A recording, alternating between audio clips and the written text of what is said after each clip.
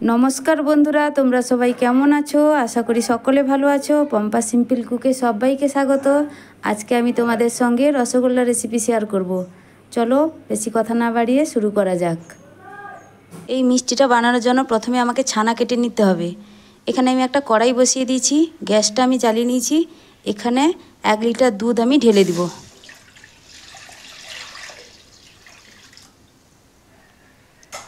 এবার এই দুধটাকে জাল দিয়ে ফুটিয়ে নিব একবার, দিয়ে ছানাটা কেটে নিব। দুধটা এখানে আমার ভালো করে ফুটে গেছে, আমি এবার গ্যাসটা বন্ধ করে দিব। এখানে আমি 2 চামচ ভিনিগার ও 2 চামচ জল দিয়ে একটা সিরা বানিয়ে রেখেছি। এটা দিয়ে আমি আস্তে আস্তে করে ছানাটা কাটিয়ে নিব। দেখো এখানে ছানাটা আমার সুন্দর করে কেটে যাচ্ছে।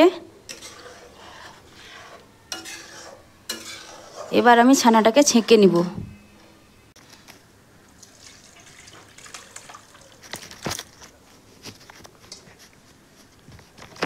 ছানাটা আমার ছাঁকা হয়ে গেছে। এটাকে আমি 2-3 বার ঠান্ডা জলে ধুয়ে নিব।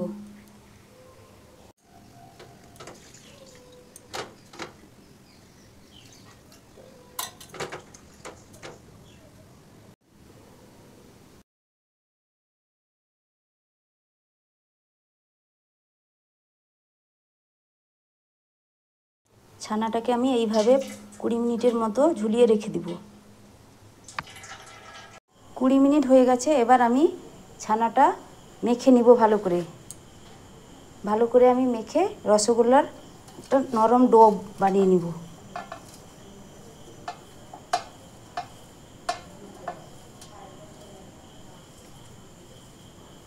প্রথমে আমি ছানাটাকে এইভাবে ভেঙে নিচ্ছি।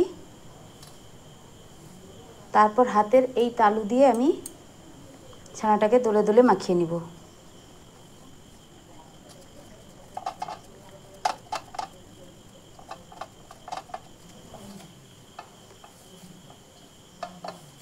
এখানে ছানাটাকে আমি ভালো করে এরকম করে মাখিয়ে নিয়েছি।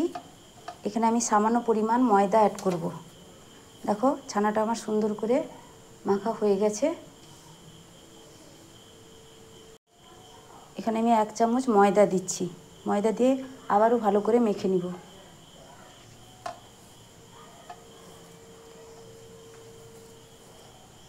ময়দাটা দিলে মিষ্টিটা ভেঙে যাবে না, সুন্দর হয়ে গোল করে থাকবে,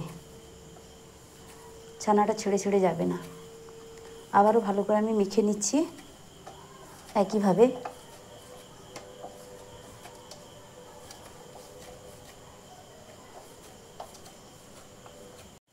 ছানাটা এখানে আমার সুন্দর করে মাখা হয়ে গেছে, মিষ্টির জন্য প্রস্তুত।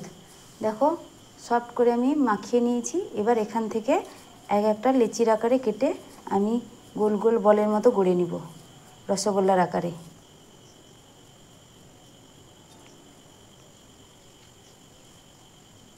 এরকম সাইজের আমি মিষ্টিগুলো বানিয়ে নিব। এখানে আমার 1 লিটার দুধে 12টা মিষ্টি হয়েছে। আমি এইরকম সাইজের মিষ্টি করেছি, তোমরা চাইলে মিষ্টির সাইজটা একটু বড় করে নিতে পারো। এবার আমি মিষ্টির জন্য চিনির সিরা তৈরি করব। আমি এখানে এই কাপের মাপে নেব 6 কাপ জল।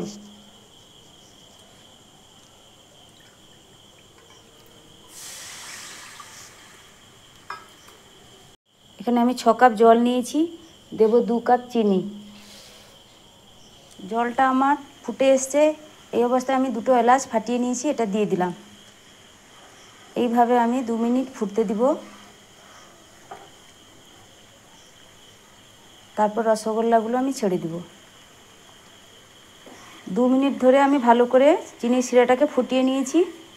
এবার আমি মিষ্টিগুলো একে একে ছেড়ে দিচ্ছি। এবার সব মিষ্টিগুলো আমি দিয়ে দিচ্ছি। এবার ঢাকা লাগিয়ে আমি 2 মিনিট ভালো করে সেদ্ধ হতে দেব। 2 মিনিট হয়ে গেছে, আমি এবার ঢাকাটা খুলছি। দেখো মিষ্টিগুলো আমার ফুলে গেছে। যতটুকু জল 2 মিনিটে শুকেছে ততটুকু জল, ঠান্ডা জল আমি আবারও অ্যাড করব।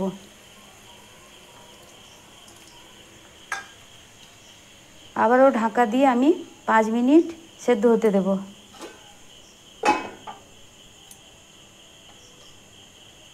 এই প্রসেসটা আমি 2 থেকে 3 বার করব একইভাবে।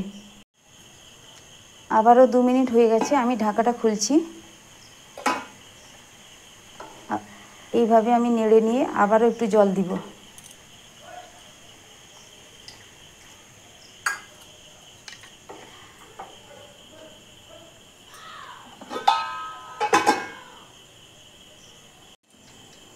মিষ্টিটা আমি এবার ঢাকা খুলে দেখাচ্ছি।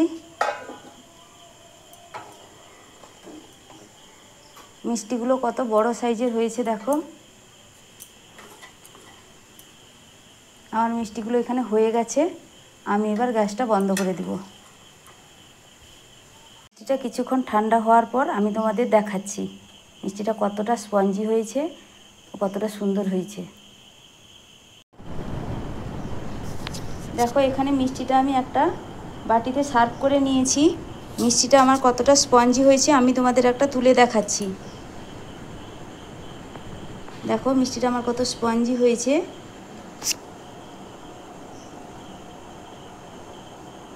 এই মিষ্টি বানানো খুবই সহজ, তোমরা চাইলেই বাড়িতে 1 লিটার দুধ নিয়ে এতগুলো মিষ্টি বানিয়ে ফেলতে পারবে।